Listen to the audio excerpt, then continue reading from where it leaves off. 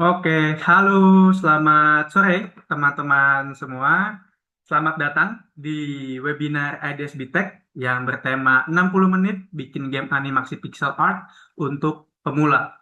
Nah, webinar pada sore hari ini sangat cocok untuk teman-teman yang memang punya ketertarikan di dunia developing game dan juga di uh, style pixel, style pixel gitu ya. Jadi untuk teman-teman yang sudah bergabung jangan buru-buru cabut dari ruangan Zoom.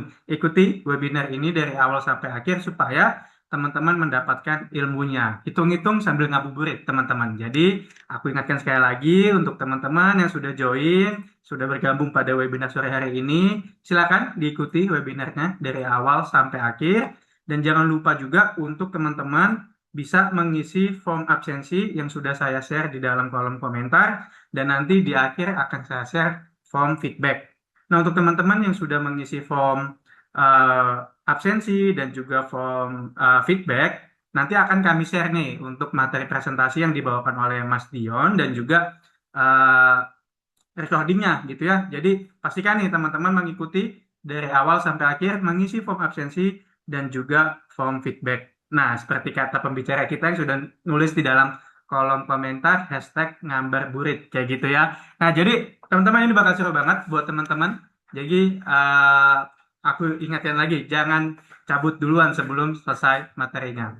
Nah, sebelum kita masuk ke sesi lebih lanjut, aku juga mau mempromosikan dulu nih teman-teman untuk offline workshop, yang mana offline workshop ini juga adalah satu kesatuan begitu ya, satu kesatuan kegiatan dari webinar sore hari ini. Nah, mungkin boleh dibantu share ke Andra.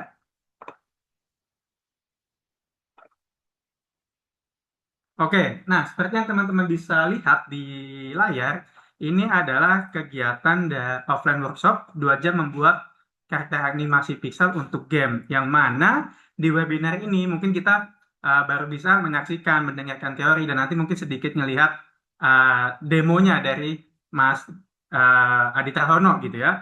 Tapi untuk yang offline workshop ini, teman-teman nanti akan langsung full praktek gitu ya. Makanya teman-teman yang tertarik bisa banget untuk ikut juga di webinar atau di workshop yang akan diadakan pada Sabtu 11 April 2026 dari jam 10 sampai dengan jam 12 siang di IDS Bitek Kemang. Nanti teman-teman bisa googling aja IDS Bitek Kemang itu ada di mana lokasinya gitu ya. Jadi udah ikut webinarnya, ikut workshopnya, pasti ilmunya akan semakin lengkap begitu ya teman-teman. Jangan sampai ketinggalan. Silakan bisa lihat di dalam kolom komentar, sudah saya kasih link pendaftarannya seperti itu. Oke, nah teman-teman, saya juga kurang lengkap nih. Kalau kami nggak memperkenalkan diri, apa sih IDS Big itu? Siapa sih IDS itu? Oleh sebab itu, aku mau ajak dulu teman-teman untuk nonton company profile dari IDS, kemudian nanti akan ada presentasi singkat gitu ya dari tim admissionnya IDS. Untuk itu kita saksikan dulu nih company profile-nya. Silakan ke Anda diputar dan selamat menyaksikan teman-teman. Selamat datang di IDS BTech, institusi pendidikan kreatif dengan standar internasional yang hadir untuk mempersiapkan talenta masa depan memasuki dunia profesional. Selama lebih dari 2 dekade, IDS telah mengembangkan desainer visual, animator, game artist, dan filmmaker yang siap bersaing di industri. Dengan dukungan kurikulum Pearson BTech dari Inggris, seluruh proses pendidikan selalu dijaga agar relevan dengan kebutuhan industri kreatif yang terus berkembang. Belajar dilakukan melalui komposisi 70% praktek dan 30% teori. Setiap mahasiswa terlibat dalam proyek nyata, mengasah kemampuan teknis sekaligus membangun pemahaman kreatif yang dapat langsung diterapkan di dunia kerja. 3 program studi disiapkan untuk mendukung berbagai jalur karir kreatif: Digital Design and Illustration, Digital Animation and Games, serta Digital Film and Content Production. Setiap program dirancang untuk membangun portofolio profesional sejak semester awal, memberikan fondasi kuat bagi perjalanan karir mahasiswa. Mahasiswa akan menempuh studi inti selama 24 bulan di Jakarta untuk memperoleh kualifikasi BTech yang diakui secara global. Setelah lulus, mahasiswa memiliki fleksibilitas penuh, langsung berkarir di industri atau mengambil program International Pathway untuk meraih gelar sarjana dengan melanjutkan 1 hingga 2 tahun studi di salah satu dari 300 universitas di 70 negara. Termasuk mitra kampus kami seperti Griffith University, GMC Academy, University for the Creative Arts, Teesside University, dan Vancouver Film School. Pengajaran didukung oleh tim akademik berpengalaman, filmmaker, animator, desainer, hingga produser film. Mereka membawa wawasan industri langsung ke ruang kelas, memastikan setiap mahasiswa belajar melalui perspektif profesional yang nyata. Lulusan telah berkarir di berbagai perusahaan kreatif dan studio internasional, mulai dari Ubisoft, Brownback Films, Infinite Studio, Visinema, Lumina Studio, hingga proyek film layar lebar dan agensi kreatif di Indonesia. Sebagai bagian dari IDEO Group, mahasiswa mendapatkan akses pada ekosistem industri yang luas.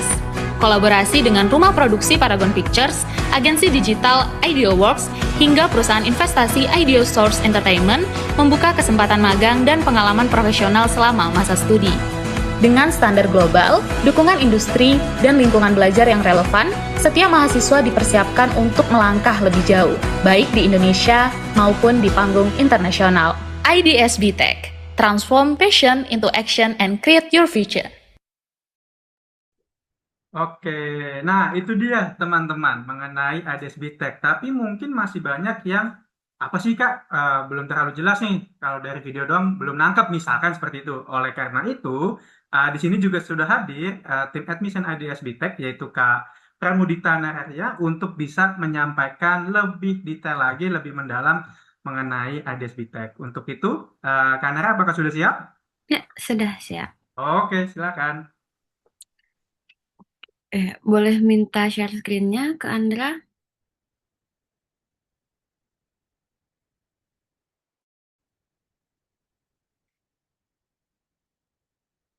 Oke. Oke, selamat sore teman-teman semua. Terima kasih ya udah meluangkan waktunya.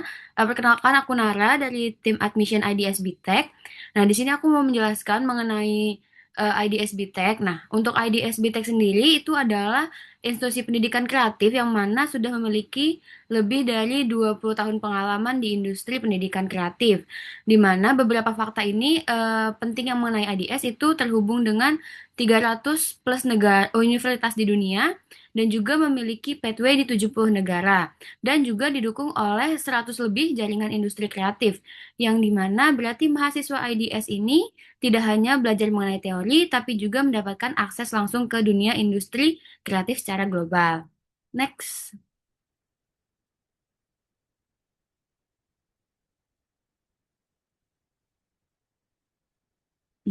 Next. Oke. Oke, nah, kenapa sih harus belajarnya di IDSB Tech? Nah, untuk alasan utamanya nih, kenapa mahasiswa nih banyak memilih IDSB Tech, karena kita ini industri based curriculum, di mana di IDS ini sistem belajarnya terdiri dari 30% teori dan 70% praktik. Jadi, mahasiswa ini nggak hanya belajar konsep, tapi juga langsung membuat proyek nyata seperti desain, animasi, film, game aset, konten kreatif, sehingga ketika lulus mereka ini sudah mempunyai portofolio yang profesional. Nah, lalu untuk IDS sendiri ini menggunakan kualifikasi BTech dari UK yang sudah diakui secara internasional.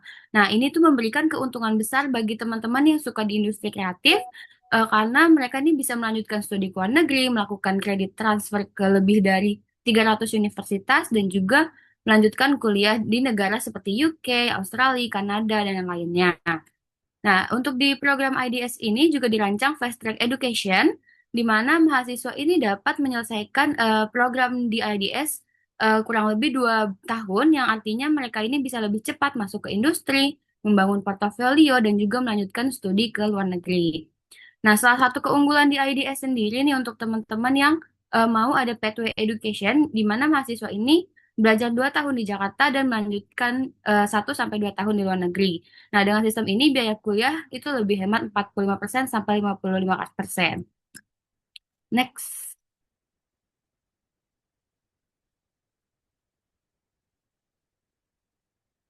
Oke. Nah, kita ini menggunakan International Pathway itu menggunakan BTech Pearson dari UK yang mana ini sudah disertifikasi lebih dari di 300 universitas teman-teman. Boleh di next. Oke. Nah, tadi yang seperti aku udah jelaskan nih, untuk pathway-nya sendiri kita ini hanya 2 tahun di Indonesia dan bisa top up langsung ke luar negeri 1,5 sampai 2 tahun teman-teman. Jadi lebih hemat dan waktunya juga lebih singkat untuk di luar negerinya. Next. Nah, di untuk fast track to industry di mana kan kita ini 70% praktik dan 30%-nya itu materi teman-teman. Jadi teman-teman ini bisa langsung uh, membuat portofolionya sendiri. Nah, untuk mentornya sendiri dan juga pengajarnya ini kita menggunakan langsung dari praktisi industri kreatif, di mana dari industri film, industri animasi, dan juga industri desain. Contohnya seperti produser film, animator, dan juga kreatif konsultan. Nah, di mana di sini kita ini langsung membuat karya nyata, di mana ini bisa banget untuk membangun portofolio teman-teman untuk langsung terjun ke industri kreatif dan juga kita didukung oleh 100 lebih dari industri langsung nih teman-teman. Jadi untuk teman-teman yang pengen lanjut kerja bisa banget langsung dari portofolio yang udah dibuat selama 2 tahun berkuliah. Next. Oke. Nah, untuk pathway-nya tadi kan udah aku bilang nih, kayak ada di Australia itu ada dari Griffith, lalu ada GMC, di UK ini ada University for the Creative Arts, ada Teesside, dan untuk film, ini kita ada di Vancouver Film School, di mana teman-teman ini cuma magang aja 1 tahun di sana. Next. Oke, nah ini merupakan mapping dari Pathway BTech, bisa dari IDS langsung ke luar negeri nih, di mana teman-teman pengen ke luar negeri bisa langsung ada mappingnya sendiri. Next. Oke, nah untuk studi programnya di sini ada Digital Animation and Games. Nah, di mana nih teman-teman akan belajar mengenai dunia animasi dan juga games seperti membuat pipeline-nya, 2D dan 3D-nya. Lalu ada digital film and content production di mana teman-teman ini akan belajar langsung untuk filmmaking, terus storytelling, directing, sinematografi, editing dan yang lainnya, serta digital design and illustration. Nah, di sini teman-teman akan membuat seperti kayak tipografinya, branding, terus UI UX dan yang lainnya. Next. Oke, boleh di next. Oke, nah ini beberapa alumni kita nih yang udah pathway ke luar negeri seperti ada Kak Marcelo Brian Gunawan itu pathway ke GMC. Lalu juga ada Kak Egan Nelka itu ada ke GMC juga dan juga ada Kak Audrey yang mana itu ke Griffith University. Next. Oke. Nah, ini untuk tim akademik kita, di sini ada Mas Andang, Mas Romi, Mas Ari, Mas Niko, Kak Fajar, dan juga Mas Pandu, di mana ini merupakan praktisi industri kreatif langsung. Ada yang dari produser film, animator, dan juga dari bidang desain. Next. Oke. Nah, untuk ini ada contoh beberapa alumni IDS yang sudah bekerja di industri kreatif internasional. Beberapa contohnya seperti ada Kalivina sebagai digital design and polar engine di Serpong, lalu ada Kak John Halim sebagai digital animator di Ubisoft, lalu juga ada Kak Tiara sebagai filmmaker di UK, lalu ada Kak Diki sebagai digital animation juga, lalu juga ada Kak Rachel sebagai animator di Infinite Studio, dan Kak Nurul sebagai lead animator di Brownback Films. Next, oke. Nah, di sini ada beberapa alumni kita ini bekerja di beberapa perusahaan internasional maupun nasional seperti Lumina, lalu ada Ubisoft, Paragon, lalu ada MD. Nah, untuk yang terakhir ini, alumni kita ini ikut bergabung di menjadi animator di film Jumbo nih teman-teman. Ada Kak Deni dan juga Kak Anissa dan juga ada Kak Diki dan Kak Ahmada itu ikut serta dalam pembuatan film Pengepungan di Bukit Duri. Next. Oke. Nah, ini untuk founder kita yaitu Pak Andi Budiman yang merupakan seorang praktisi industri kreatif. Nah, beliau juga ini merupakan CEO dari Ideal Source Entertainment dan chairman dari Paragon Picture. Nah, beliau ini udah menghasilkan beberapa film nih, contohnya kayak seperti Gundala, Keluarga Cemara, dan Losmen Bubroto. Karena didirikannya oleh pelaku industri, sistem pembelajaran IDS ini sangat relevan dengan kebutuhan industri kreatif saat ini. Next. Nah, di sini kita ada IDEO Group, di mana untuk venture capitalnya kita mempunyai IDEO Source Venture Capital. Untuk digital marketingnya kita mempunyai IDEO Works. Untuk bidang entertainment kita mempunyai IDEO Source Entertainment. Dan untuk educationnya kita mempunyai IDS Digital Collect dan IDS BTech. Next. Nah, ini beberapa contoh nih film dari IDEO Source Entertainment seperti Tak Ingin Usai di Sini, Kuasa Gelap, Lost Man Bubroto, dan Besa dan lainnya. Di mana nih teman-teman bisa aja untuk magang dan ikut terjun langsung nih ke Paragon Picture yang kita punya. Next. Oke, untuk persyaratan masuk di IDS sendiri ini cukup mudah teman-teman ya. Bisa lulus dari SMA atau SMK sederajat, lalu mengikuti entrance test-nya.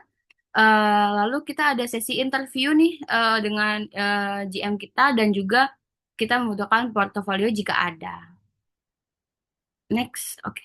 Nah, mungkin segitu aja presentasi dari tim admission. Jika teman-temannya tertarik untuk masuk IDS bisa dihubungi ke Instagram kita gitu ya. Terima kasih. Oke, terima kasih Kanara untuk penjelasannya. Nah, mungkin sekarang jadi lebih jelas gitu ya. Tapi seperti yang tadi disampaikan Kanara, kalau memang mau kepo-kepoin IDS, teman-teman itu bisa banget main ke Instagramnya IDS gitu ya, di IDS Education.com, atau juga bisa klik nomor WA yang sudah saya share di dalam kolom komentar gitu ya. Nah, untuk teman-teman yang baru join juga ya, aku ingatkan juga untuk mengisi form absensi dan nanti di akhir mengisi form feedback, karena nanti yang sudah mengisi form absensi dan feedback akan kami share nih untuk materi presentasi yang akan dibawakan sebentar lagi oleh pembicara dan juga live recording webinar pada sore hari ini. Jadi pastikan teman-teman ikut sampai selesai. Oke, kita sekarang masuk ke sesi inti pada webinar sore hari ini, yaitu 60 menit bikin game animasi pixel art untuk pemula yang akan dibawakan oleh Mas Adi Trahono. Beliau merupakan seorang game designer dan juga dosen gitu ya di IDS Tech di jurusan Animation and Games gitu. Biasanya sih saya manggil Mas Adi Trahono ini Mas Dion gitu. Coba kita sapa dulu. Halo, selamat sore Mas Dion. Selamat sore semuanya.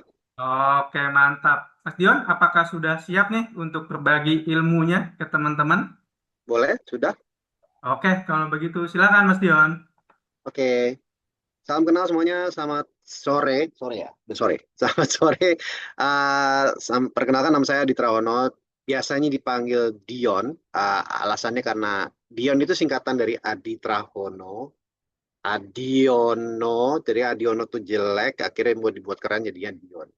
Jangan salahin saya, salahin ibu saya. Jadi kenapa dibuat begitu? Uh, karena ibu saya suka sama salah satu lagu apa cerita-cerita radio, terus peran utamanya namanya Dion. Anyway, fast forward ke kita sekarang.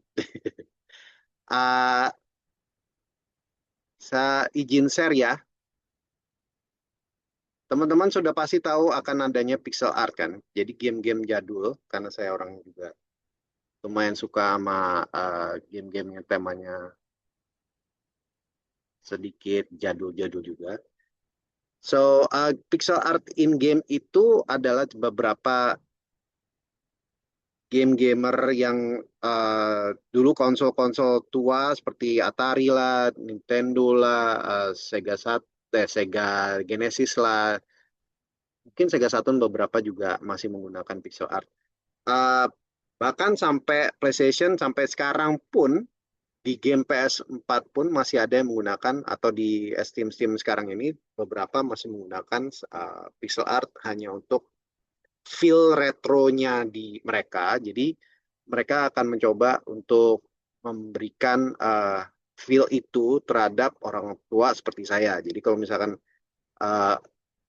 duitnya kemana, jadi orang-orang tua seperti saya ini akan membeli game-game yang retro seperti pixel art seperti ini. Dan untuk hari ini kita mencoba untuk menjelaskan apa sih sebenarnya pixel art gitu. Apa yang kita bisa tik dari pixel art ini. Jadi dalam presentasi saya ini ada beberapa konten. Konten pertamanya adalah apa itu pixel art seperti biasa. Uh, pentingnya 12 principle of animation, nanti kita akan jelasin juga. Web pixel app itu apa aja, nanti kita jelasin. Saya menggunakan pixel app, jadi masih enak untuk dibuat. Dan nanti kita akan coba langsung terjun untuk menciptakan, kira-kira teman-teman juga langsung bisa coba juga ke pixel tutorialnya. Di situ kita showcase teman-teman kira-kira sudah menciptakan apa dari itu. Jadi nggak cuma saya mencoba untuk memberikan karya-karya saya, nanti teman-teman juga bisa untuk menciptakan, mungkin showcase juga hasil karyanya seperti apa. So, pixel art for game dev. Jadi apa itu pixel art?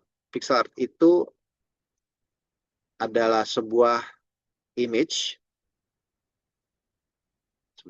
adalah sebuah image yang digambarkan dan ditempatkan di layar secara sengaja. Ini dari seorang game developer dan penulis buku, Pixel Art for Game, namanya Daniel Silver, dan saya baca bukunya dia, dan lumayan sih untuk mulai untuk tes-tes gimana cara menciptakan pixel art ya. Jadi balik lagi kita coba detailin sedikit-sedikit tentang sengaja memberikan dot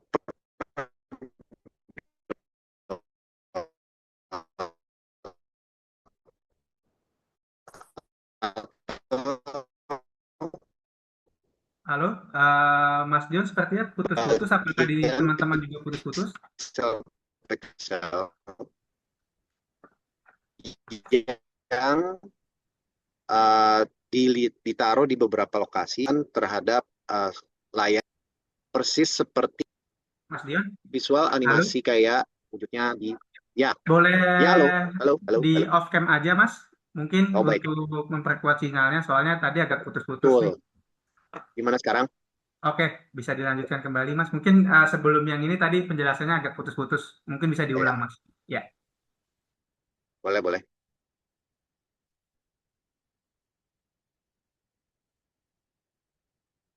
dari sini sih konten udah ada. So apa itu pixel art, saya ulangi lagi. Pixel art itu adalah gambar di mana setiap piksel yang terlihat di layar ditempatkan dengan sengaja.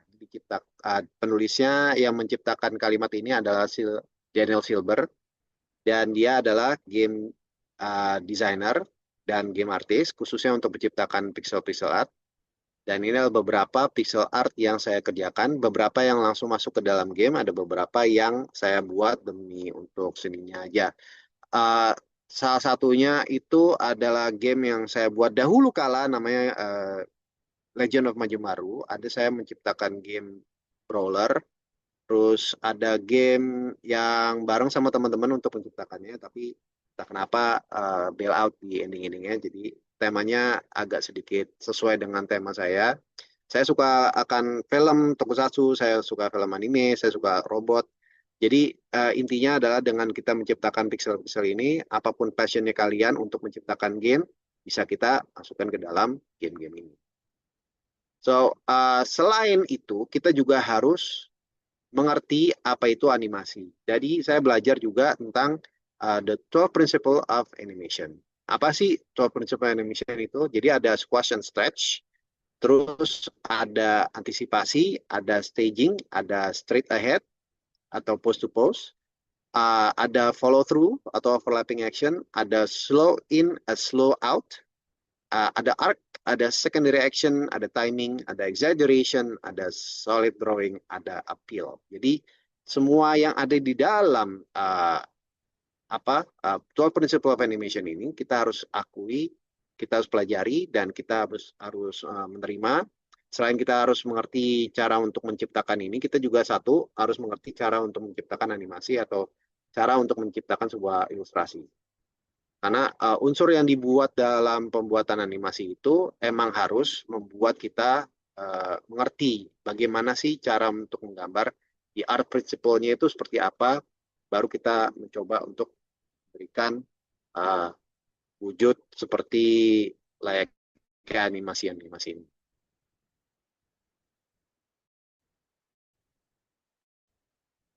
So, how to start? Jadi ada beberapa uh, aplikasi web, ini web ya, jadi bukan aplikasi yang bisa di-download.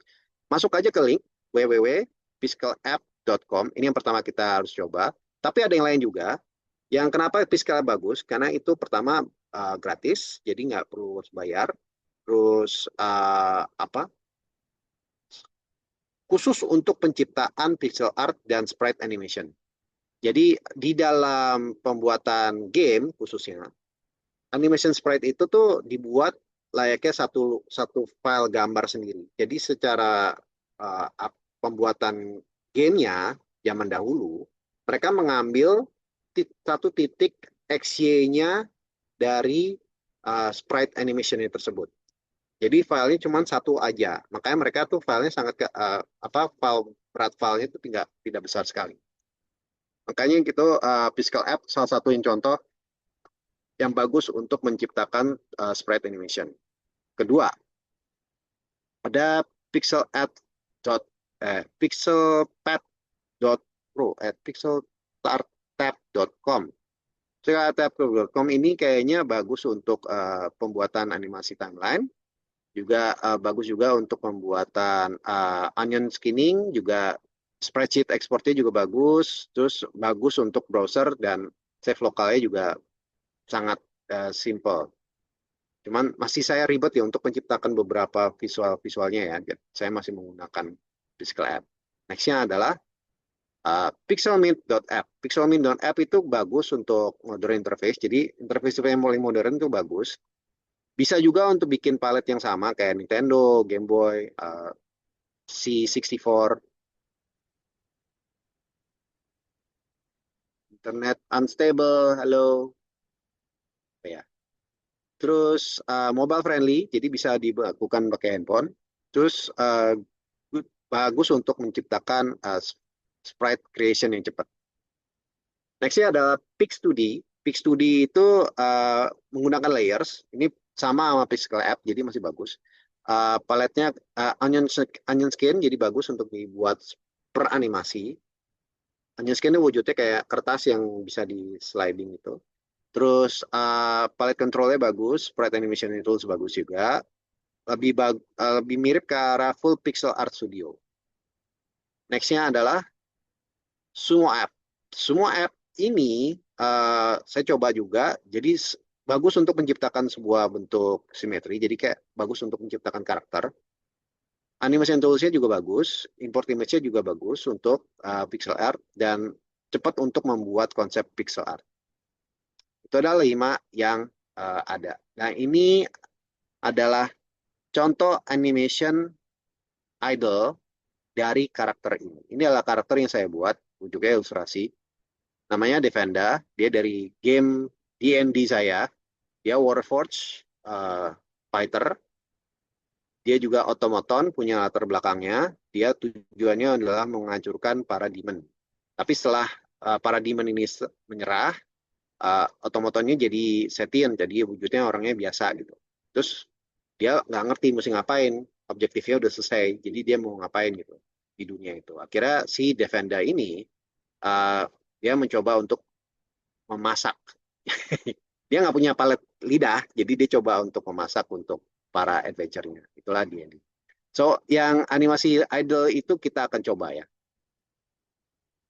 So, buka sekarang coba Fiscal App. Tapi sebelum buka, kita lihat ini dulu. Fiscal App itu wujudnya seperti ini. Kalau teman-teman sudah buka fiscalapp.com. Wujudnya ini itu ngasih tahu bahwa satu bagian yang ada di depan ini adalah layar kita. Ini adalah bagian dari frame by frame-nya. Nanti akan dibuat untuk bentuk animasi. Nah, di sini ada FPS, ini ada onion layer-nya. Nanti akan kita coba untuk berapa FPS, 12 FPS. FPS itu singkatan dari frame per second-nya ya. Lalu di sini ada layer. Di sini ada bagian untuk transform. Nah, sayangnya tidak bisa membesar dan mengecil. Jadi pixel tuh harus tidak layaknya kayak Photoshop atau aplikasi gambar lainnya. Jadi nggak bisa membesar. Ada bisanya cuma diputer atau di flip. Makanya bagus untuk menciptakan visualisasi kayak isometrik.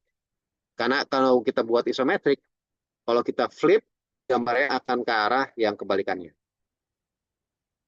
Terus ada paletnya, wujud colornya, warnanya apa aja akan direkam. Jadi untuk berikut-berikutnya atau layer-layer berikutnya mau dibuat, paletnya udah sesuai dengan situ. Sini toolsnya ada brush pen, ada mirror pen, ada bucket, ada swirl bucket, ada eraser, ada line, ada objek, ada objek lingkaran, ada ubah apa membuat objek gambarnya berubah, ada one tools, ada select tools, ada lasso tools, ada ini tools jangan dari kiri ke kanan, ada yang membuat, ada yang khusus untuk pixelated, ada yang terakhir adalah bagian pick color. Tuh. So, dimulai dari kepala. So, di sini yang teman-teman lihat di sini adalah cara untuk menciptakan gambar dari Devenda tadi. So, saya sudah menciptakan kepala Devenda, dan di sini ada layer-layer, dan layer-layernya ini membantu kita untuk menciptakan kepala-kepalanya ini tidak bergerak satu sama lainnya. Jadi wujud animasinya stay di situ. Mau kita akhirnya dia misalkan mau kedip dan segala macam, itu nanti di bagian ininya. So layer ini adalah bagian kepala. Kalau lihat di sini dia masih di dalam satu frame ya. Nah di sini nanti akan didisplay visualisasi animasinya seperti yang saya lihat tadi di atas. Berikutnya ada layer yang saya buat gambar adalah bagian badan. Nah ini adalah badan si Devenda. Jadi saya menciptakan sebuah badan yang ada di dalam seakan-akan beneran, halo testing testing, internet connection unstable. Saya masih ada kah? Masih aman, Mas? Oke sip. Jadi yang saya buat ini seakan-akan wujudnya kayak tiga dimensi yang tidak ada tangan ya. Jadi saya buat seakan-akan si karakternya itu berada di dalam suatu ruang yang agak miring. Jadi bukan hadap depan, jadi agak miring samping. Nextnya adalah bagian kaki. Nah ini kalau kita lihat semuanya, keseluruhannya, wujudnya seperti dia sedang melakukan kuda-kuda. So, coba kita mulai aja untuk menciptakan physicalapp.com. Saya share sebentar lagi untuk ininya. Sebentar.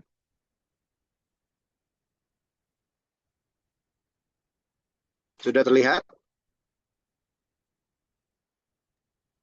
Oke, sip. Ya. Nah, di sini kan ada tangan, kepala, badan, kaki, dan pinggul. Nah, setiap ini kita mau coba buat frame by frame-nya. Di sini ada bagian frame.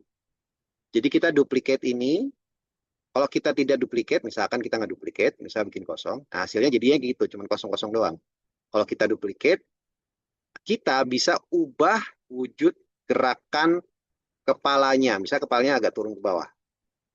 Nah, sebelah kanan ini adalah previewnya. Kita bisa ubah frame-nya menjadi 21 frame misalkan kecepatan. Saya 12 frame aja. 12 frame bisa dibuat begitu. Jadi kepalanya agak turun gini. Terus tangannya kita naikin satu lagi. Tuh, dia udah kelihatan. Terus badannya kita turunin dikit. Atau kita naikin dikit.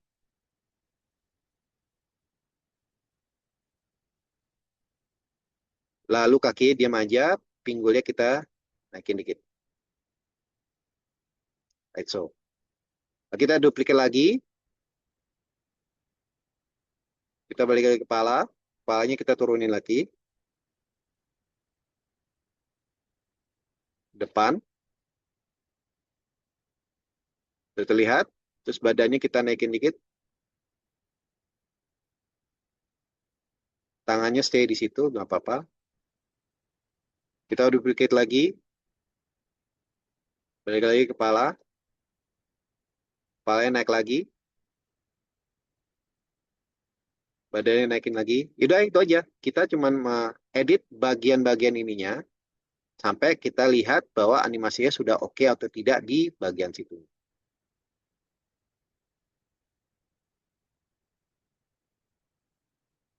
Hanya menggunakan 4 frame, tapi idle frame-nya wujudnya seperti itu. So, misalkan teman-teman mau menciptakan ini dari nol. Oke, kita buat aja lagi. Nah, ini adalah halaman pertama kalau misalkan teman-teman buka di physicalapp.com ini. Create sprite, like so. Nah, di sini kita bisa lihat ada beberapa tools-tools yang ada. Nah, kita ke tools yang ini untuk bagian ekspor dan import. Bisa save dan segala macam. Ini save-nya. Kasih nama save-nya apa? IDS. Full pixel. Bisa save secara lokal atau save secara file atau save secara browser. Kita save secara browser dulu. Lalu di sini kita bisa mengubah ukurannya. Nah, dalam game itu ada yang berwujud 32 kali 32 ukuran paling kecil, ada yang wujudnya 64 kali 64, itu agak gede. Kita mencet resize dulu, klik. Jadi dia besar. Lalu di sini ada default size-nya juga sama, ukurannya sama, misalnya waktunya 32 kali 32. Kita bisa tambahin grid atau tile mode-nya di dalam option sini. Terus maksimum frame-nya bisa di berapa banyak. Oke, kita mulai aja. Misalkan kita mau buat sebuah karakter di sini. Misalnya wujudnya kayak manusia, wajah manusia. So, di sini kita ada yang namanya vertical mirror pen. Di vertical mirror pen, kita bisa membuat si karakternya, kita mau buat muka ya. Jadi, animasinya adalah muka wajah orang, like so. Nah, vertical mirror pen adalah gunanya ini. Jadi, kita gambar di kiri, yang kanan juga ikutan. Sepertinya teman-teman kalau tahu ya, kalau ada pegang digital ya. Terus kita coba untuk menciptakan sebuah karakter di sini.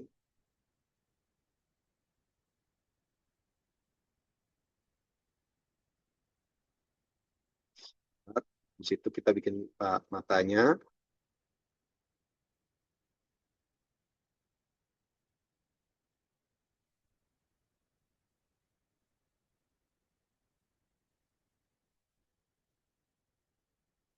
Bikin matanya.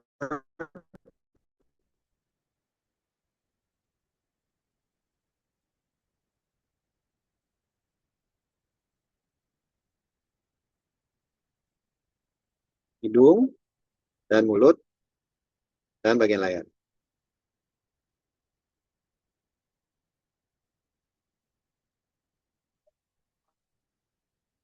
So, let's say a simple Joe. So, ini adalah Joe. So, Joe ini kita bisa langsung buat color palette-nya seperti apa ya. Jadi, bisa aja kita mau buat sebluntly bikin seperti ini. Dengan kita bikin paletnya warnanya seperti apa. Saya kayak kulitnya agak unik deh.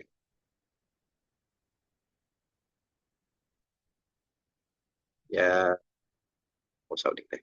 Biasa aja. So, kita mulai dari sini. Ada yang perlu diisi. So, kuping. Ups. Bisa Ctrl Z ya, jadi gampang untuk di undo.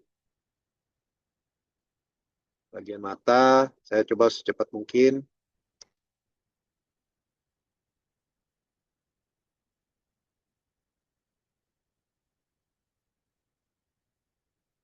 Terus rambutnya kita kasih warna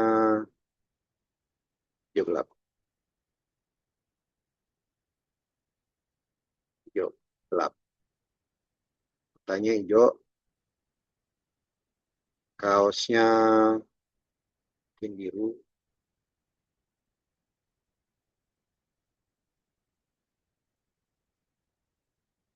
So, ini adalah si Joe, average Joe. Dan kita mau buat average Joe ini uh, bergerak mulutnya kayak seakan-akan dia bisa lagi ngomong. So, kita duplicate lagi di sini. Jadi ada dua tipe untuk penciptaan itu ya. Jadi dengan menggunakan layer seperti itu tadi, kita buat seakan-akan dia bikin itunya. Kalau ada kedua adalah kita menciptakan layer seakan-akan dia itu mau ngomong atau sedang kedip. Jadi di sini kita mau buat si karakternya mau kedip.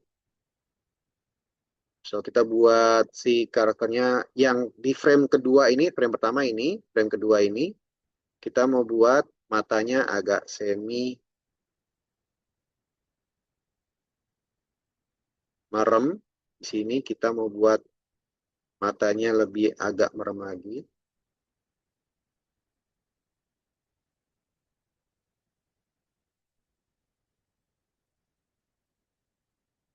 Like so. Di sini kita buat matanya udah fully merem.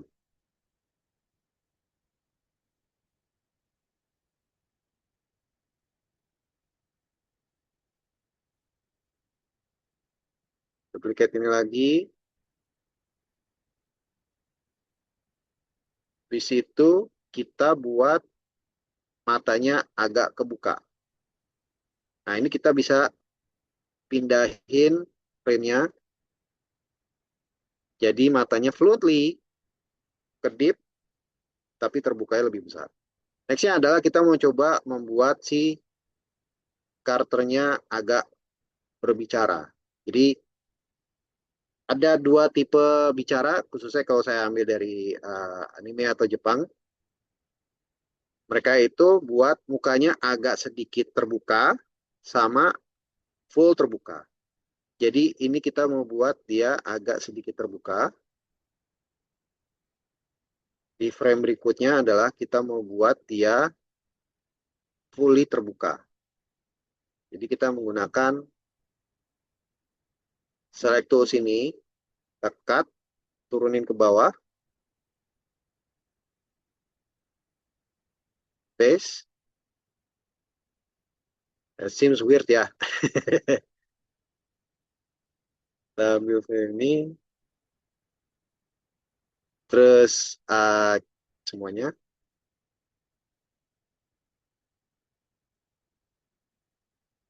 Buat dia seakan-akan ngomong. Lebih besar lagi. So, kita duplicate yang ini.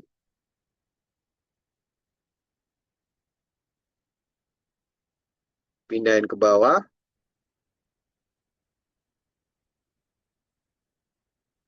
And there you go. Karakternya bisa ngomong. So, berikutnya adalah bagian yang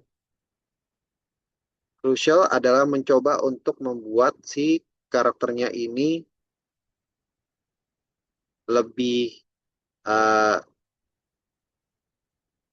shading friendly ya. Kita buat seakan-akan karakternya lebih shadingnya friendly dengan satu pick color. Terus buat warna lebih gelap. Like so. Lalu kita buat seakan-akan ada cahaya dari atas.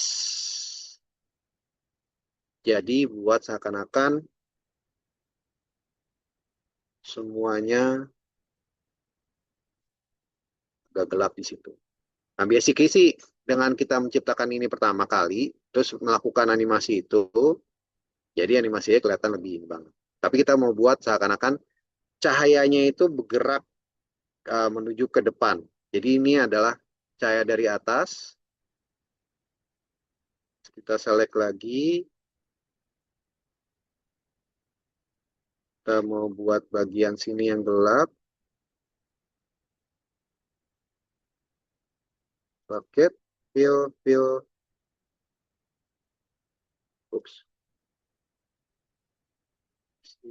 fill, bagian sini juga fill,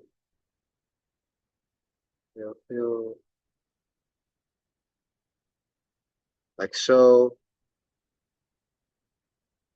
Lalu bagian bawahnya kita mau cepet-cepet aja. Nah, waktu kita nggak lama. Nah, terakhir,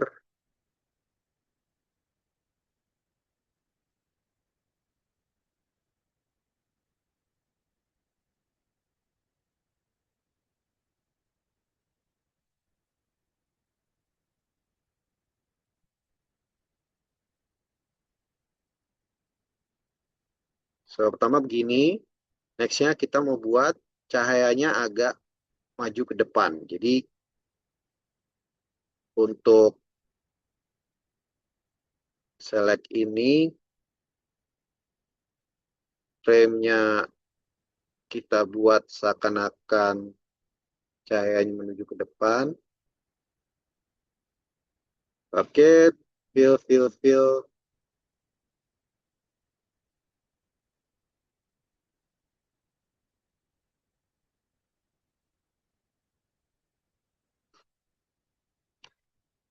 Udah kelihatan sedikit itu. Terus kita lihat bagian hidungnya.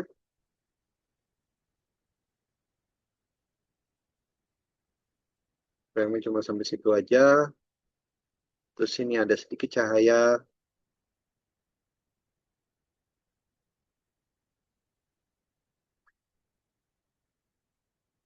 Oke, ya, di sini cahaya.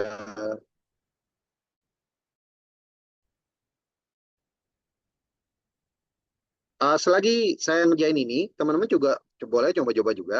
Coba ke physicalapp.com dan silakan untuk cek-cek sendiri. Mau buat visual muka seperti ini boleh. Mau buat animasi idol juga boleh.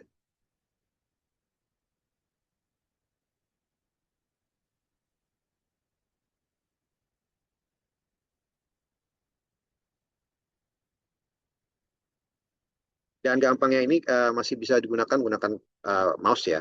Jadi uh,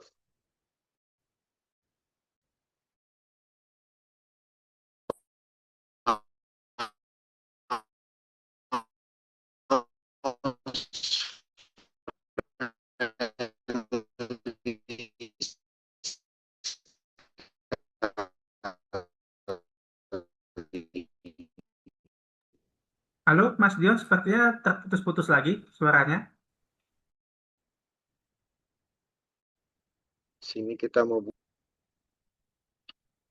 terus untuk coklatnya juga.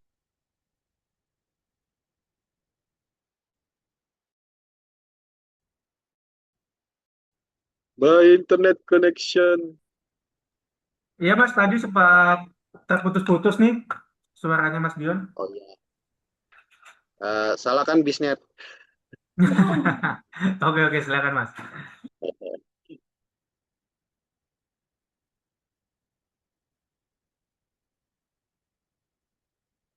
So, lihat dari situ kelihatan dikit ya, tidak banyak, tapi itu yang kita usahakan di sini coba untuk membuat eh, animasi bayangannya itu melewati si karakter.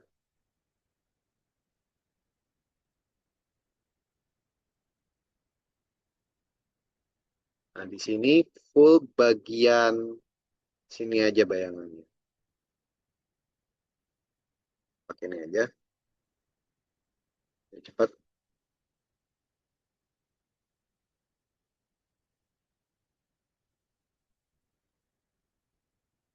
juga,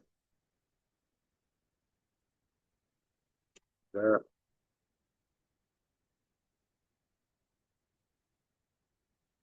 juga.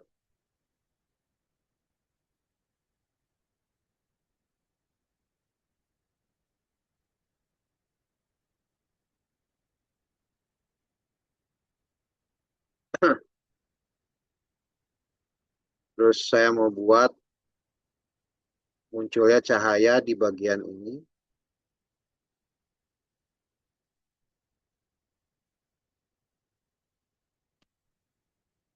Gelap.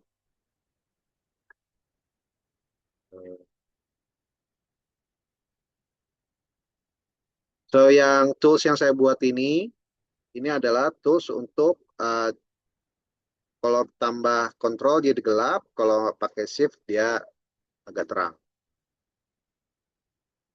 Ini saya mau buat dia agak terang situ. Terlihat ada cahaya dikit di situ. Sama.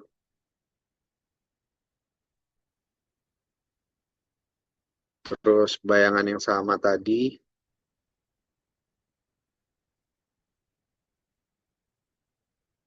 Dan di sini.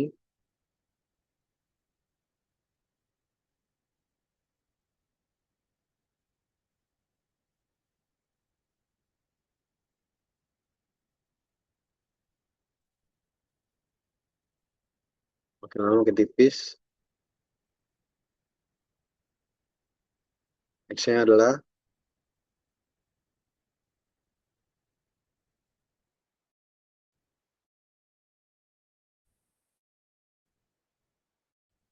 kita bisa ubah pen size-nya jadi lebih besar. Ini pennya lebih besar.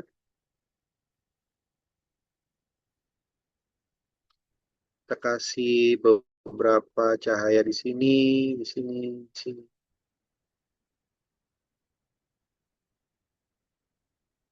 Sini, sini, sini.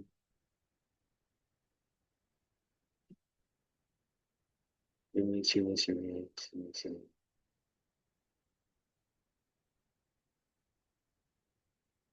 Nah, di sini kita buat cahayanya lebih besar lagi.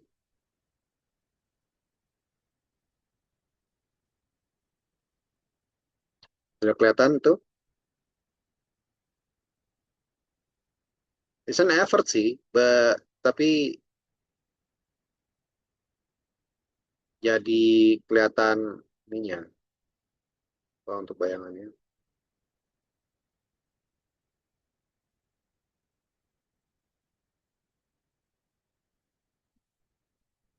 Secepat mungkin saya buat.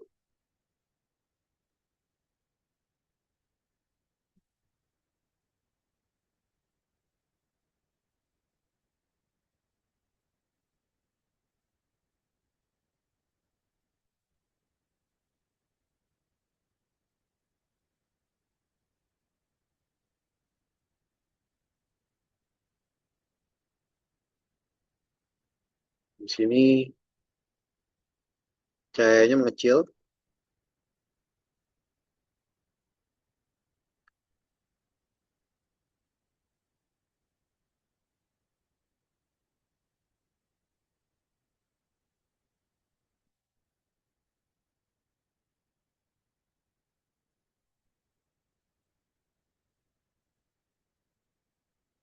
Dengan bayangan-bayangan yang sama. Gedean.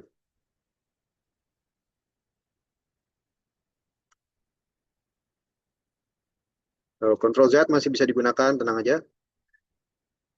Dan bakal sering kita pakai. Kalau misalnya, ups salah. Banget kita pakai.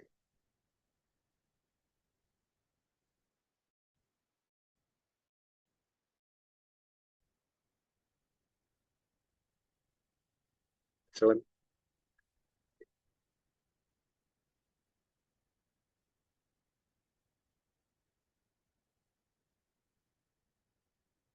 Dan berakhir ke visualisasi bayangan tadi.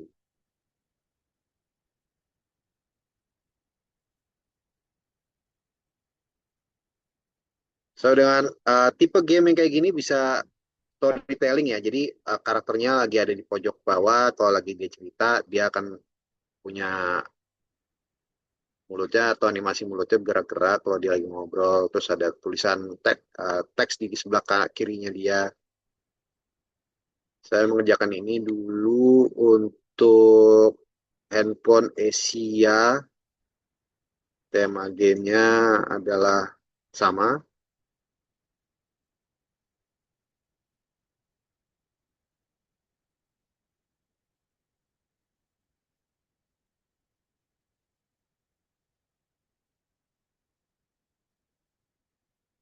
uh,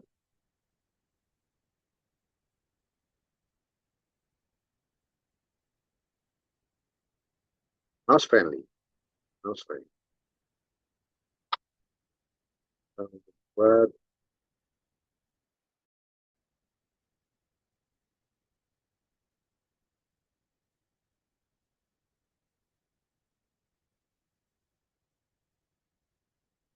dan sedikit cahaya di sini, sini, sini, sini.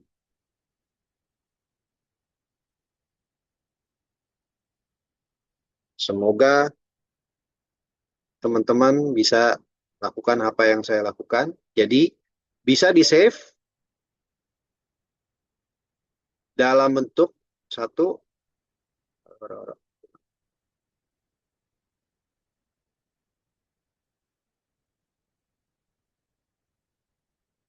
Salah. Bisa hilang. Bisa di-save. Bisa ekspor. Terus kita download pakai GIF. Jadi wujudnya resolusinya 24 kali 64.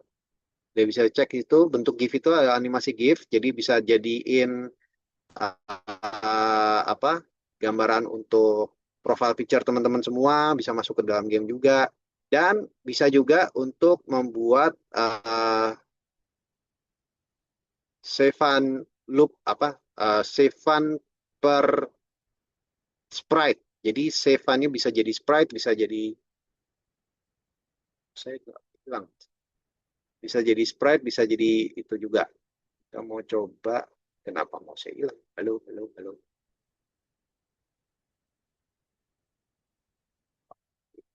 Ore.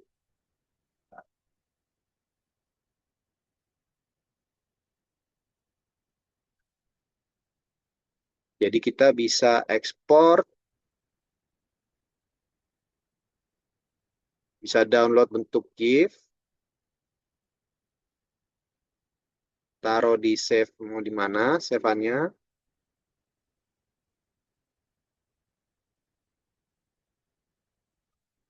Terus laptop saya hang.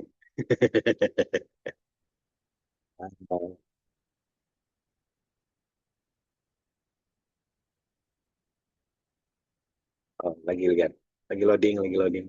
Ya karena wujudnya web base ya, jadi kondisinya semua serba web base. Mungkin karena saya lagi zoom juga. Coba kalau teman-teman mau coba ini langsung, bisa download GIF-nya ke dalam browser kalian atau ke dalam folder kalian. Plus ditambah kita bisa membuat si uh, apa pixelnya itu berbentuk sprite animation. Jadi karena wujudnya sprite animation, dia jadi cuma satu file doang. Nah, file ini nanti bisa ditaruh di dalam programming. Para programmer akan mengambil tadi yang saya bilang XY-nya untuk satu file itu aja. Jadi seakan-akan bentuknya animasi. Dia cuma bentuk animasi yang wujud seperti ini atau wujudnya yang tempatnya beda-beda juga. Dan ya, laptop saya hang. Kurang lebih begitu. Sebentar. Apa saya hang ya? Oh, itu.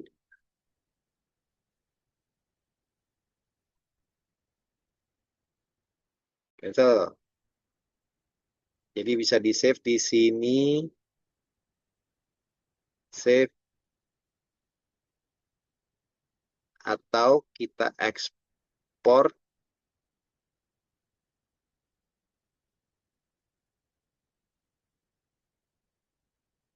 Yuhu, yuhu. Kita ekspor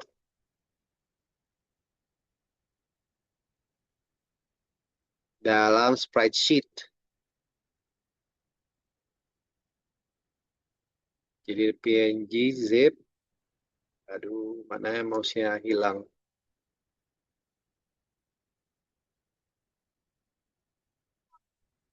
Yuhu, yuhu. Bentar ya, masalah teknis. Setiap kali buka itu mouse-nya jadi hilang. Nggak ngerti, itu dia. Tapi nggak mau di-freeze. Ya udah. Intinya bisa dibuat menjadi spreadsheet bisa dibuat untuk jadi GIF. Tadi ada wujud GIF-nya.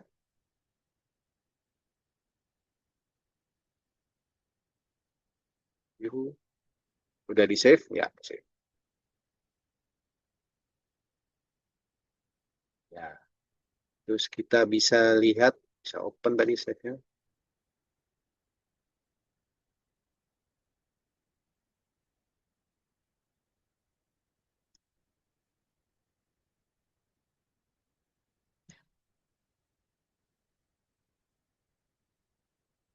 Tergantung dari visualisasi lebar dari itunya, eh,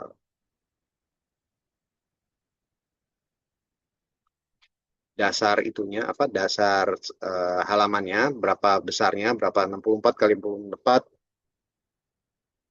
Kita coba untuk share satu lagi,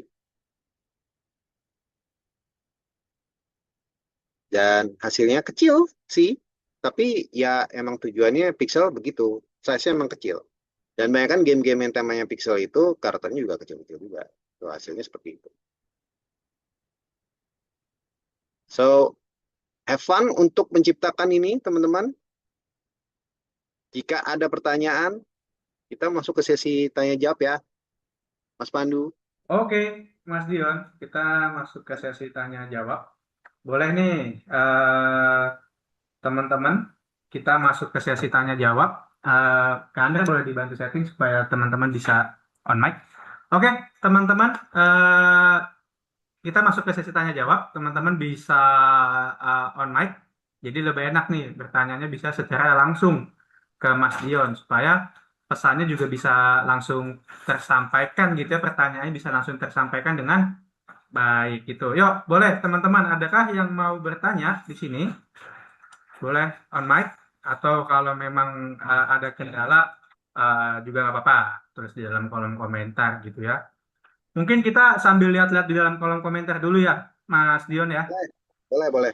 Oke, ini tadi ada yang bertanya nih saat Mas Dion menjelaskan, apakah bisa memainkan opacity di Pixel App, Mas Dion? Opacity bisa. Opacity warna ya? Mm-mm. Bisa. Bisa ya? Oke. Ya. Nah, teman-teman memang harus sambil mencoba sih. Nah, Iya, akan lebih enak lagi kalau mencobanya nanti di sesi workshopnya Mas Dion ya. betul. Eh, Ya, apa namanya, di 11 April. Nanti aku infoin lagi di akhir gitu. Ya, Oke, ini ada lagi pertanyaan masuk, Mas, dari ya. Kak Faisal. Software yang mempermudah bikin game gimana kalau Construct 2? Construct 2 bisa untuk menciptakan game yang temanya pixel, tapi ada yang lebih, kalau saya sih dulu menggunakan C++ ya.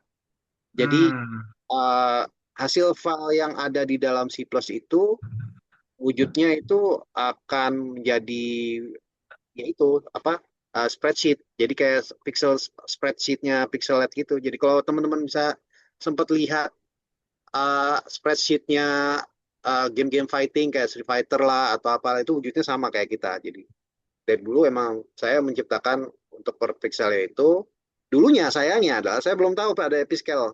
Jadi di Piscal bisa melakukan itu semua. Jadi udah bikin semuanya, terus dia bikin spreadsheetnya sendiri. Dulu saya buatnya pakai Photoshop. Jadi manual bikin satu-satu ininya. Satu file itu kita harus pasin. Kalau agak miring dikit, saya balik lagi ke filenya.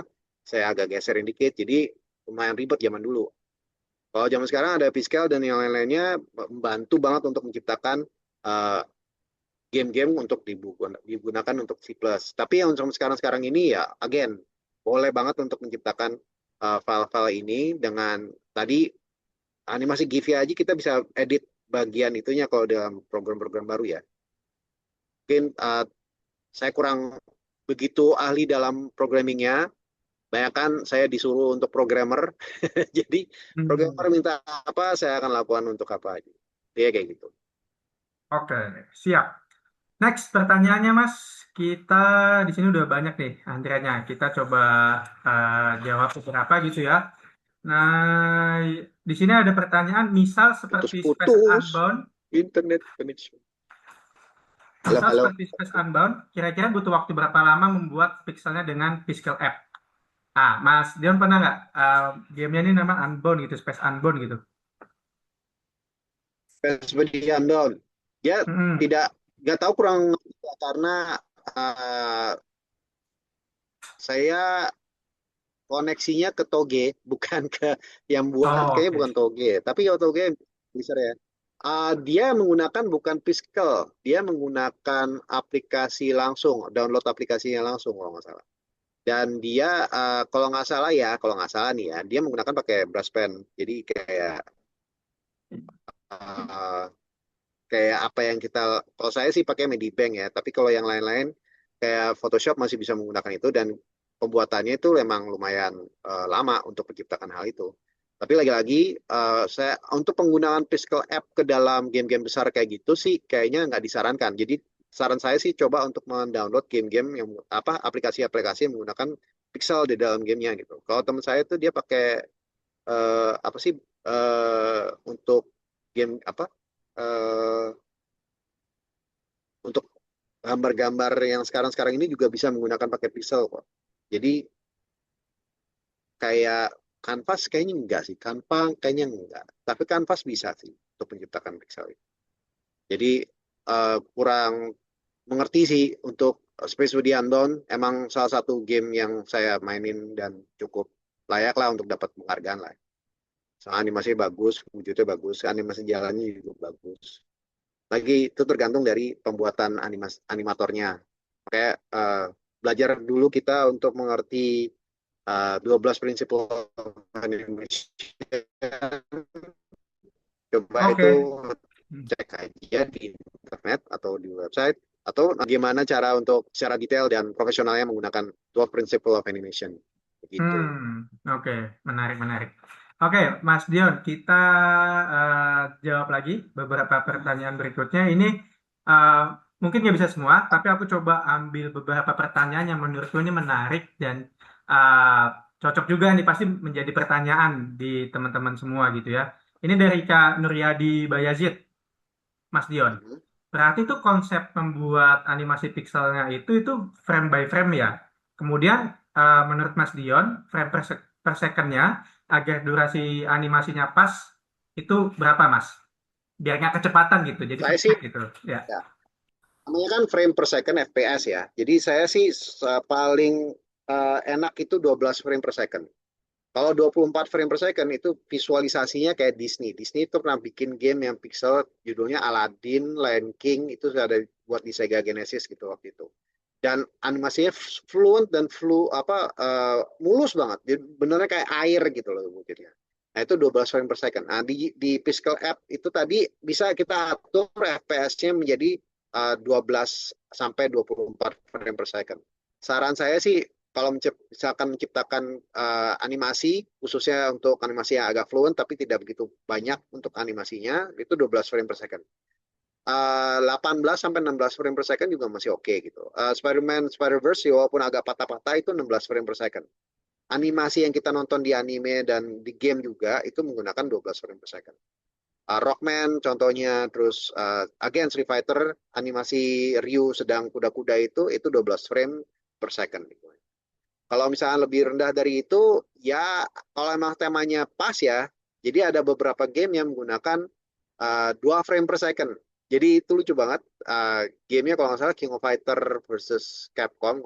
Jadi yang masih gerakannya cuma patah-patah gitu doang. Emang itu disengaja, dibuatnya sengaja gitu, karena itu bagian dari artworknya mereka gitu. Dan animasinya buat handphone jadul, gimana tuh ngomongnya? Dulu buat handphone jadul. Jadi buat bukan dumb phone. Kalau kita ngomongnya smartphone sekarang kan, dulu kita ngomongnya dumb phone. Jadi dulu dumb phone game-game yang kayak gitu tuh bisa dibuat. Uh, Plus ditambah retronya itu dapat karena warnanya hijau lah apalah. Jadi bisa banget untuk menciptakan hal-hal yang kayak gitu, khususnya untuk frame-frame-nya. Jadi 2 frame sampai 16 frame sampai 24 frame itu adalah batas yang benar-benar bebas. It's free untuk teman-teman mau menciptakan game seperti apa. Tetris tidak menggunakan animasi sama sekali, jadi cuma flip, flip, flip, flip, flip, udah selesai gitu kan. Tapi pixel artnya dari Tetris itu sendiri kan lucu tuh, kotak-kotaknya wujudnya juga sangat unik. Begitulah Mas. Terima Oke. kasih. Nah, ini pertanyaan selanjutnya terkait tentang perfeksionis seseorang dalam membuat karya pixel gitu. Nah, dari pengalamannya Mas Dion, cara membuat pixel pixel art itu untuk mengatasi idealisme atau perfeksionis seseorang itu gimana, Mas? Karena kan kadang nggak jadi-jadi nih karyanya karena terlalu perfeksionis gitu. Ada nggak tips Ya, dari pengalamannya Mas Dion? eh, perfeksionis itu bagian dari final artwork.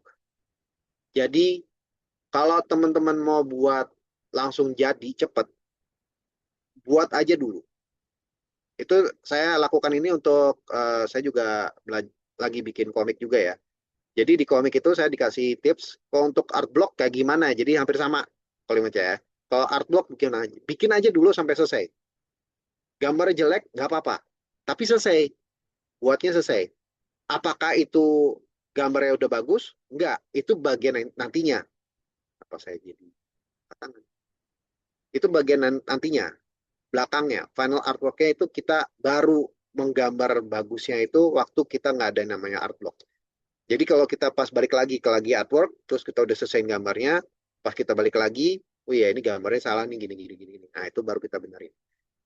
Dan tidak bisa dalam waktu yang sekejap. Pasti ada waktu untuk menata ulang, gambarnya diulang lagi, apa yang kurang, apa yang lebih, apa yang kelebihan, apa yang kekurangan, atau tata cahayanya bagus apa enggak, apakah saya menggunakan outline dalam pixel kita, atau kita nggak perlu pakai outline dalam pixel kita. Banyak kan artwork-artwork yang indah itu tuh tidak menggunakan outline hitam gitu. Jadi menggunakan outline-outline yang sesuai warnanya masing-masing gitu. Misalkan saya sempat lihat ada orang membuat pixel art freehand khusus free art pixel art ya, freehand pixel art kemarin bagus banget dan hampir mirip dengan kalau misalkan freehand dijadiin game RPG yang palanya gede, konten chibi gitu. Dan itu bagus untuk jadiin pixel gitu. Nah, teman-teman boleh aja menciptakan pixel art yang temanya sesuai dengan art ya, khusus art. Jadi nggak khusus buat game. Jadi khusus art yang temanya untuk membuat atau menciptakan sebuah seni yang temanya emang pixel art gitu. Dan saran saya coba untuk menggunakan satu sistem pixel art yang menggunakan isometrik. Jadi wujudnya agak sedikit uh, tidak agak semi 3D tapi tidak bentuk 3D. Jadi wujudnya kayak akan-akan agak pinggir miring gitu. Dan itu bisa khusus bagus untuk membuat kotak lah, box lah. Jadi again, mesti ngerti dulu cara untuk menggambar 3D sih. Akhirnya untuk menjadikan isometrik itu lebih bagus lagi. Ada juga yang menggunakan pixel art yang khususnya flat out dari depan terus-terusan gitu. Ya Mario salah satunya game yang dari samping kan jalannya dari samping lah, Street Fighter juga dari samping. Tapi Street Fighter kan dia agak sedikit dimensi gitu. Ada backgroundnya, ada karakter utamanya, terus ada foregroundnya, misalkan ada sesuatu yang lewat di depannya, plus ada user interface-nya. Ada game yang menggunakan seluruh itu menggunakan pixel art, termasuk user interface-nya. Jadi boleh banget untuk uh, menggunakan untuk khusus game tema yang pas untuk pixel art dibuat seakan-akan menggunakan engine-engine retro. Kayak contoh sampai sekarang nih Metal Slug itu adalah kalau misalkan harus pakai Oscar ya, Metal Slug itu adalah Oscarnya pixel art animation dan pixel art visual.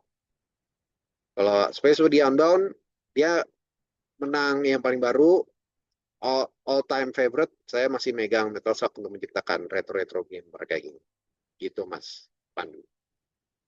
Oke, menarik, menarik, Mas Dion. Nah, kita lanjut lagi, mungkin 2 sampai 3 pertanyaan lagi ya, Boleh. Mas Dion izin. Nah, kemudian di sini ada juga nih, aku rangkum juga ya pertanyaannya adalah, sebenarnya prosesnya itu lebih mudah dan cepat dengan menggambar manual pakai pixel atau gambar yang udah jadi diubah ke pixel, Mas Dion. Dan menurut Mas Dion, gimana sih peluang pixel art sebagai game di era sekarang? Yang mana kan kita tahu game sekarang kan banyak 3D-nya, lebih menarik mungkin. Nah, silakan Mas Dion. Lagi saya salah satu pembeli game pixel. Jadi orang-orang kayak saya, orang-orang tua, kalau ngeliat ada game pixel, kayak contoh nih, kemarin tuh ada sempet game Kura-Kura Ninja. Itu dia menggunakan bukan pixel sih, tapi dia sistematisnya hampir menggunakan sama dengan pixel gitu. Terus brawler game kayak 2D game sebenarnya masih ada di dunia gitu. Jadi kalau misalkan mau menciptakan pixel-pixel game, kalau kita nggak pakai ke Steam, dia punya komunitas sendiri khusus untuk pixel pixel game. Jadi saya masuk ke komunitas Steam, saya ngeliat ke situ game-game pixel apa aja yang paling baru. Dan itu kadang-kadang saya ngeliat wow banget nih, animasi bagus banget, terus gambarnya bagus banget, atau ceritanya bagus banget. Gambarnya masih biasa, wujudnya kayak Final Fantasy 1, bukan Final Fantasy 7 ya, Final Fantasy 1 yang gambarnya masih pixel-pixel gitu, tapi ceritanya bagus gitu. Jadi kalau mau bikin tema game yang temanya kayak RPG, fantasi, nggak harus ribet, gambarnya simple-simple aja. Palanya gede, palanya kecil, atau wujudnya kalau saya sih masih agak kurang untuk menciptakan kepala-pala besar atau chibi ya. Saya masih kayak tadi Defenda, saya mencoba untuk menciptakan kalau misalkan dalam peta karakternya chibi kecil gitu, tapi kalau misalkan zoom in ke dalam battle-nya, karakternya berubah menjadi full body apa proporsional gitu. Saya pengen yang kayak gitu-gitu. Saya sempat menciptakan game kayak gitu. Terus masalahnya adalah kalau misalkan kita menciptakan hal-hal seperti itu, kendala utamanya adalah di dalam waktu. Pembuatan kayak gitu tuh tidak cepat, pasti lama. Dan kita butuh yang namanya timeline. Nah, timeline itu ngasih tahu kita udah sampai mana untuk pembuatan gamenya. Kalau timeline-nya kita membuatkan gamenya dari wujudnya dari nol sampai akhirnya ada karakter, baru karakter aja, belum animasinya, itu berapa waktu untuk pembuatannya. Dari situ kita udah menentukan kira-kira timeline utama gamenya sampai selesai, wujud khusus untuk visualisasi ya, itu kira-kira sebulan atau 3 bulan untuk pembuatannya. Kalau masuk ke dalam programmingnya, kalau misalnya kita programmer sendiri, jadi kita one man army nih misalnya. Kita mau buat menggunakan paling gampang tuh RPG Maker. Itu aplikasi RPG Maker. Jadi bikin dengan menggunakan RPG Maker, terus karakter-karakter yang ada di situ, kita upload bentuk sprite-nya ke dalam RPG Maker, atau file-file kecil-kecilnya, bentuk GIF-nya kalau nggak salah bisa juga. Dan kita bisa bikin cerita di situ, taruh di Steam, that's it. Lo udah bisa bikin game sendiri gitu. Itu teman saya sempat buat kayak gitu dan lumayan, katanya ceritanya bagus, terus nggak perlu visualisasi yang keren banget gitu. Monster-monsternya juga generik dibuat dari dalam RPG Maker sendiri. Kalau dia mau buat khusus bosnya, dia gambar sendiri, dia bikin gambar monsternya kayak gimana, taruh dalam situ, selesai. Kita bisa zaman sekarang bisa untuk menciptakan game Final Fantasy 1. Kalau bisa kan buatnya action juga bisa lagi. Gitu. Again, kalau ditaruh ke dalam Steam, ada komunitas khusus untuk membeli game-game pixel atau retro game. Salah satunya saya. Kalau harganya tergantung ya. Biasanya sih murah-murah kayak semua ya.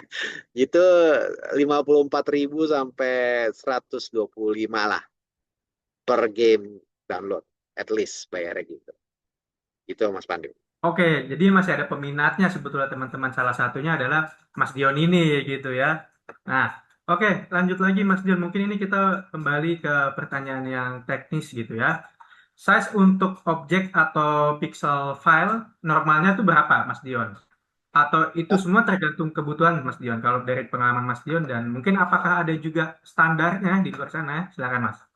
Oke, kalau saya lihat dari Street Fighter atau saya sudah sempat nulik Fatal Fury ya, Fatal Fury 1. Jadi setiap karakter itu, satu karakter sprite itu 15 kilobyte.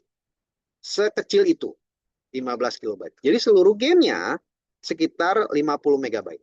Dulu, dulu sekitar 50 megabyte. Nah sekarang dengan adanya visualisasi lah, sound effect lah, pengisi suara juga masuk ke dalam situ. Jadi kurang lebih sampai 2 giga apa nggak sampai segiga malah 500 mega mungkin game yang udah jadi. Jadi uh, file size yang setiap karakter itu paling banter, paling ribet itu cuman 12 kilobyte. 12 sampai 1 mega itu mungkin bisa ya. Saya belum sempat lihat sih kayak gitu. Tapi kalau ada 1 mega gitu bikin karakter 1 mega isinya apa aja, misalkan kayak gitu. Satu spreadsheet gede banget tuh, satu panjang itu, mungkin lebih dari A4 gitu. Animasinya banyak banget di dalam situ di spreadsheetnya. Nanti itu mungkin bisa ada. Tapi selama ini sih saya nggak sempat lihat lebih dari 2 mega lah. Ada yang kayak gitu. Tuh, jadi size-nya untuk menggunakan pixel, tujuan utamanya adalah membuat size-nya lebih kecil. 3D, adanya tekstur lah, grid lah, terus animasinya, gerakan animasinya, per frame-nya itu bikin gede dan banyak. Jadi kalau bisa buatnya seakan-akan sekecil mungkin. Begitu. Hmm, oke. Itu ya, teman-teman tadi juga udah dicontoh itu. Fatal Frame ya kalau nggak salah tadi ya Mas ya. Ya, Yang 15 KB. Oke, nah ini adalah pertanyaan terakhir nih, Mas Dion. ya. Eh, pertanyaan terakhir ini saya juga rangkum sih dari beberapa teman-teman yang bertanya di sini. Jadi saya lihat kan di sini banyak yang mau bikin game. Ada yang menyebut game visual novel, mau menggunakan Ren'Py, apakah kira-kira bisa pakai pixel art juga. Kemudian yang menarik juga dan bertanya, logika berpikirnya tuh seperti apa sih Mas kalau mau bikin game untuk pemula? Apa kira-kira yang harus dipahami dan dilalui dalam proses pembuatan game tersebut? Silakan, Mas Dio. So, yang saya dulu bekerja di Ultimate, saya tugasnya adalah menciptakan namanya game design dokumen. Tugasnya game design dokumen ini adalah seorang gamer atau game designer yang memplan layaknya kita menciptakan arsitek menciptakan rumah. Jadi sebelum rumahnya jadi kita harus gambar dulu kan. Plan rumahnya seperti apa, toiletnya di sini, pintu ya di sini, rumahnya apa, kursi ya di sini. Itu kan semua planning. Nah, plannya itu dibuat seakan-akan dengan menggunakan game design dokumen. Di game design dokumen itu menceritakan satu karakter. Karakternya siapa aja? Kalau nggak ada karakter, gamenya kayak gimana? Kalau misalnya harus ada karakter nih, karakternya apa? Nah, setiap karakter itu kan punya peran. Ada protagonis, ada antagonis, protagonis, tritagonis. Uh, Setiap perannya ini gunanya buat apa? Berikutnya adalah kalau misalkan karakter-karakternya yang udah ada itu harus melawan atau adanya monster di situ. Jadi setiap monsternya itu adalah wujud dari karakter masing-masing. Nah, itu adalah misalkan dari karakter sendiri, cerita sendiri, backgroundnya sendiri, terus soundnya sendiri, semuanya itu ada di dalam satu dokumentasi wujudnya game design dokumen. Itu semua diberikan ke tim. Kalau kita punya tim ya. Kalau kita nggak punya tim, tetap kita harus punya game design dokumen. Karena apa? Tujuannya adalah untuk nge-planning kita mau bikin apa sih. Kayak kita bikin buku sketsa kecil gitu, kita mau bikin ini. Tulis aja dulu semuanya. Dari awal, tengah, sampai ending, kita bisa tahu ini gamenya polanya begini. Sama contoh nih, mau bikin game temanya novel, cerita novel, terus endingnya ada berbagai macam ending. Jadi multiple ending. Kita awal game kayak gimana, terus di tengah-tengah ada pilihan berganda, terus menuju endingnya ke arah mana. Misalkan endingnya kayak gitu. Dan multiple ending ini, kalau kita cuma bikin yang satu A, satu B, satu C, kadang-kadang kalau kita nggak pakai game design dokumen, tadi kita kemana ya? Jadi lupa gitu loh. Jadi makanya kita harus bikin satu line itu, satu garis itu untuk kasih tahu, oh ini ending A menuju ke sini. Oh ini ending B menuju ke sini. Kalau kenal ending A ini kenapa? Misalkan dia bunuh karakter ceweknya tengah-tengah. Atau dia nggak berhasil nyelamatin ceweknya di tengah-tengah. Atau dia dibunuh ceweknya di tengah-tengah. Either way. Uh, Kita harus menciptakan planningnya itu semua, baru kita menciptakan gamenya. Jadi belum langsung terjun bikin gambar gamenya gitu, jangan. Langsung buat game desain dokumennya dulu. Dengan kita menciptakan game desain dokumennya, jadi kita bisa ngerti pandangan gamenya itu seperti apa. Dan game desain dokumen ini bisa di-offer ke game developer. Saya punya GDD, Mas. Boleh lihat nggak? Itu yang dilakukan orang-orang Jepang. Jadi game design dokumen atau game plannernya itu dia ngasih tahu, saya udah bikin game planner. Saya bukan programmer, saya bukan artis katanya. Jadi dia hanya bikin game design dokumennya saja. Dia buat dalam bentuk tulisan. Gambar-gambar yang ada cuma ambil dari internet. Jadi belum visualisasi apapun. Dan itu adalah visionernya seorang director. Dia punya bayangan untuk menciptakan game yang dia inginkan. Hideo Kojima salah satunya. Dia awalnya dari cuman bikin penguin lompat-lompat di itu Antarctic Adventure sampai akhirnya dia bikin Metal Gear. Bayangin. Sampai dia bikin Zone of Enders. Sampai dia bikin tukang pos jalan-jalan di uh, distopia apa itu gamenya. Cuman jalan-jalan doang bawa orang lah, bawa barang lah untuk menuju ke tempat yang lain. Kayak gitu. Jadi dia bisa menciptakan itu semua gara-gara dia punya sesuatu, ada vision di otaknya dia yang dia tuangkan ke dalam namanya game design dokumen. Share ke tim, saya mau buat ini. Visionnya sama akhirnya mereka punya kerjaan masing-masing. Gitu. Itu Mas Pandu. Semoga bisa menjawab.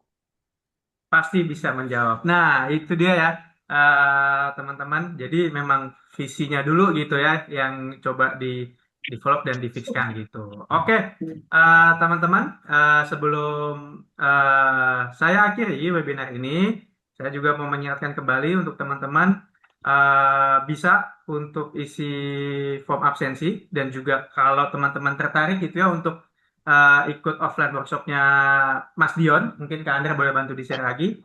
Ini apa namanya teman-teman bisa dilihat di layar 2 jam membuat karakter animasi pixel untuk game. Jadi di sini nanti akan full praktek gitu, langsung dibimbing oleh Mas Dion gitu ya. Dicatat di situ dilaksanakan pada Sabtu 11 April 2026 dari jam 10 sampai dengan jam 12. Tempatnya di IDSB Tech. Teman-teman bisa googling di mana IDSB Tech itu, di Kemang Timur gitu ya. Oke, teman-teman silakan juga isi form feedbacknya dan mungkin sebelum kita akhiri dari Mas Dion, apakah ada kalimat penutup untuk mengencourage teman-teman di sini? Singkat saja mungkin. Uh, saya mengutip orang yang bikin saya terjun ke dunia game. Jika ada sebuah gua di dalam hutan, jangan takut untuk masuk.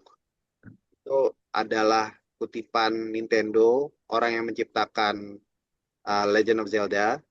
Dan akhirnya dia menciptakan Legend of Zelda gara-gara itu. Jadi ada di desanya dia ada gua dan dia takut untuk menuju ke dalam gua itu.